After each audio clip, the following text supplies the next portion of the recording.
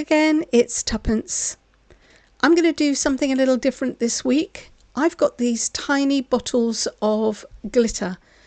They came as a pack of 8 and I got them from a shop in the UK called The Works. And despite their small size, they do hold quite a bit of glitter. So I've been slowly working my way through this using the multiple colours. And that's given me the empty bottles to use. So I've got quite a few of them now. And I want to do something with them rather than just throw them away because they are really sweet. And I think I can make something, something good. I don't like to put things in landfill. So they are made of glass, but I'm going to fill this up with UV resin, which will hopefully give it some strength. So because that's had glitter in it, I don't really want that in my project. I've tipped as much as I can out, but there is just a few bits in there, so I'm going to use a cotton swab and some alcohol to try and get the rest of the glitter out. I'm spraying some isopropyl alcohol onto my mat, and I'm going to pick that up with the cotton swab, and then I can try and just get these stray pieces of glitter out. They're not stuck in there, they're just clinging to the glass via static. So I should be able to get them out if I can just corral them. I could wash the bottles out and rinse it out with water, but then I might get some watermarks in there because they're not easy to dry on the inside. And also I'm impatient. I want to do this project right now and I can't wait for the water to dry out. I am, however, going to squirt a little bit of isopropyl alcohol in here and then that will dry pretty quickly. So I'll just swish that around, tip that out, and hopefully I will have got the last one out. Nope, it is being really stubborn. Anyway, I'm going to persist with this and I won't put you through it. I'll be back once I've got this clean. Alright, so I've got a couple of clean jars now. I've seen people put dandelion wishes, the seeds in there, and that's a really cute idea. I do have some dandelions and I might do that later. But the person that I want to give this to, it's their birthday soon and they're going for a really rough time. So I'm going to give them a little jar of love. So for this project, I'm going to use some UV resin and I'm using the Let's Resin Clear Hard type. And this is a tiny silicone mould that has a full alphabet on it. I found this on Temu and I think it's for nail art. I'm going to use the UV resin to spell out the name of the person I'm giving it to so that I can pop that into the jar. So hopefully that will work. And along with the name, I want to put some hearts. So I'm going to use this shaker heart mould and I'm just going to use the 3 hearts that are the sprinkles. Well, I want to mix some colour up, so I'm going to put some UV resin into a medicine cup and colour it with this J. Diction red pigment for resin. Put a blob into the pot, and because I've only got a small amount, I really do want a very small amount of the pigment. So I'm just grabbing a micro brush stick and I'll try and put 1 drop in here. It's important that you do not have too much pigment, especially when you are using UV resin, otherwise it just won't cure. So come on, I only want 1 drop. That's quite a big blob.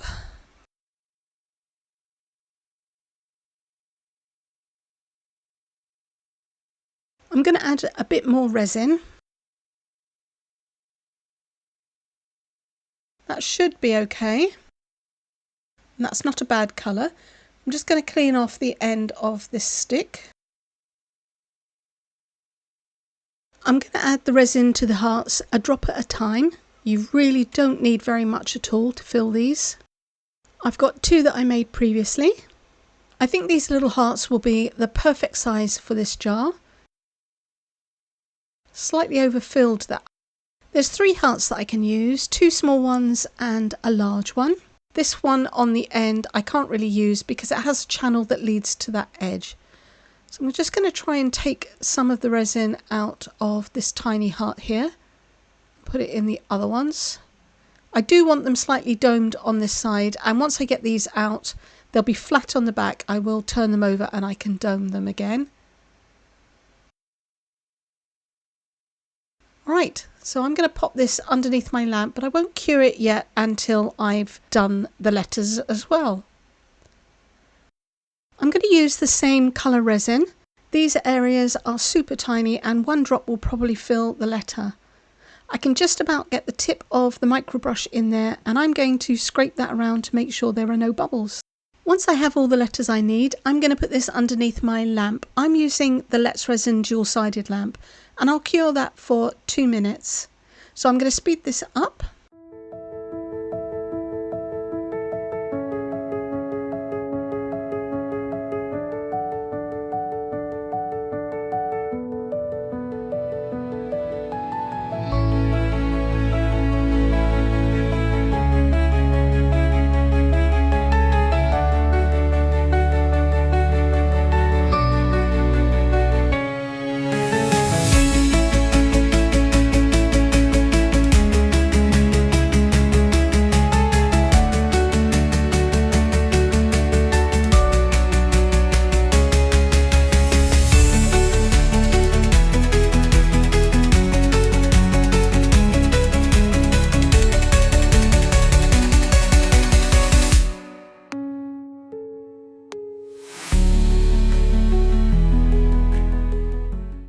These are all cured now. I've taken the hearts out and I've laid them all on the mould so that they are flat. And I flipped them over because the back is flat and I want to dome that. But let's see if I can take these letters out before I do that.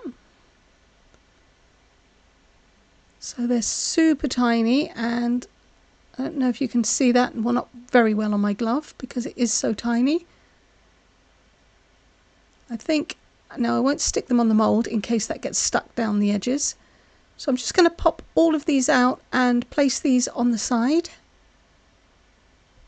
They do come out of the mould fairly easily, but the mould is quite thick, so it's not as bendy as it could be. Probably just need to use like a little pokey tool or something to get underneath them. But as you can see, I'm able to get these out. I'll just lay them all down on the table. Now that G is still a little bit bendy. They're very thin in both directions, in the depth and also in the width of the letters themselves. But they are completely cured. So just leave those there. I've laid them out in order so that I know how I'm going to be putting them into the jar, because I do want that to be visible as a name, and I'm going to have to start with the E at the bottom. But before I do that, I want to dome these hearts. I'm using the same UV resin as before, and I'm just putting a layer on the back to give it a nice rounded shape. I'll put this underneath the lamp and cure it, and then I can flip these over and do the other side, and I'll have nice puffy hearts.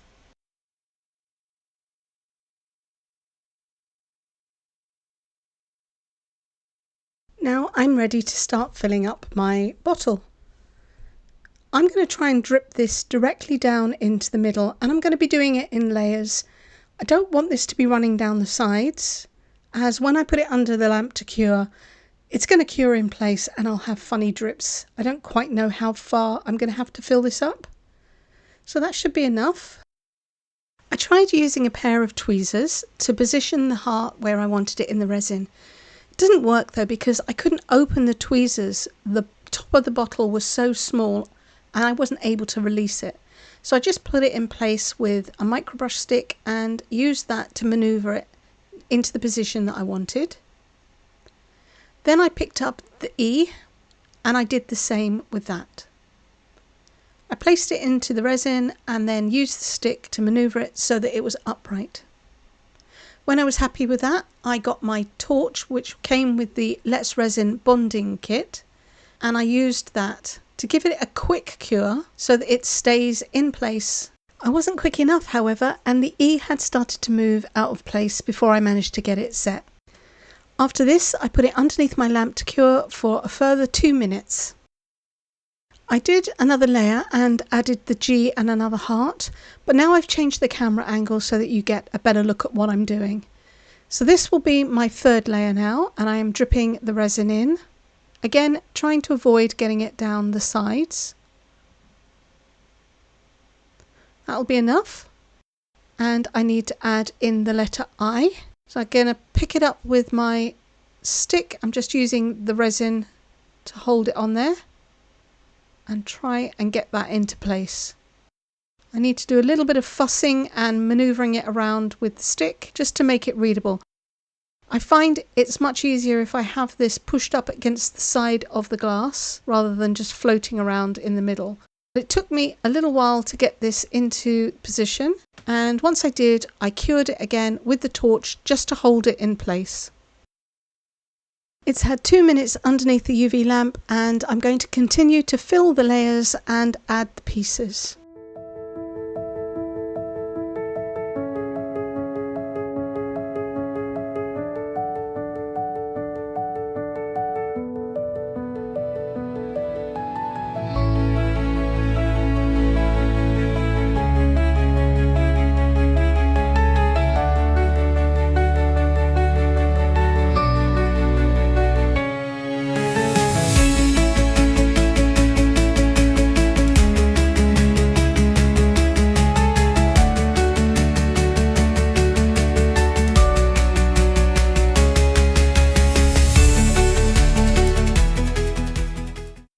I did a lot of fussing trying to get that A in place, and I've managed to trap a bubble in the resin.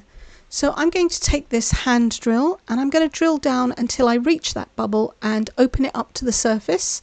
Then when I add the next layer of resin, that should disappear. Okay, I've drilled through there now, so I'm ready to start adding my resin. I'll put a couple of drops in there. Just enough to cover that surface, and then I can use a microbrush stick to try and poke that resin down into the hole. As I'm poking that stick down, I should be displacing the bubbles. So I'm pushing the resin into the hole and the bubbles should be rising up out of the surface. And with any luck, that should disappear and we won't see that. Alright, that is vastly improved. I haven't got all the bubbles out. There is one that is stuck underneath the heart and a few micro bubbles, but it's much better than it was. So I just need to place in the last letter, which is the letter P, and unfortunately this went in backwards, so it took me some time to make sure that it went round the right way and the name was readable. But once I had everything in place, I gave this a cure underneath my lamp for 5 minutes.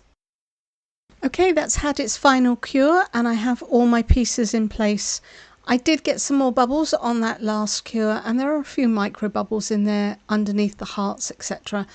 But that's not so bad. It does make it look like there's some liquid in there.